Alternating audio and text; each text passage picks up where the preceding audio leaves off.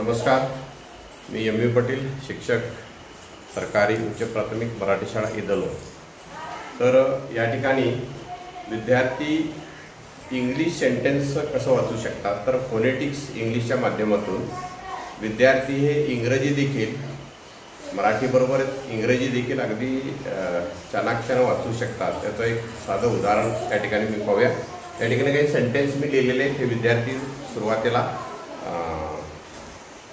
एकसंघपणे वाचतील आणि त्याच्यानंतर मग वैयक्तिक वाचतील. सगळ्यांना लक्ष द्यायचं आहे. मी काही सेंटेन्सेस इंग्लिशमध्ये लिहिलेले आहेत. Just I wrote some sentences on the blackboard. Just all of you just read it only. फक्त वाचायचे, read it only. Yes, I will show the sentence, just you read it. First sentence, just read it loudly.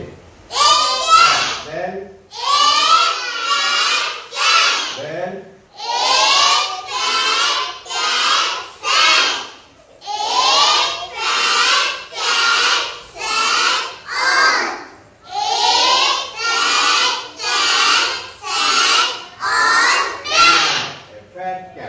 Story of a fat cat. तर अशा पद्धतीनं विद्यार्थी हे साधी sentence फक्त एक महिन्यामध्ये वाचू शकतात. त्यात एक साधं उदाहरण मी आपल्यासमोर दिलेलं आहे.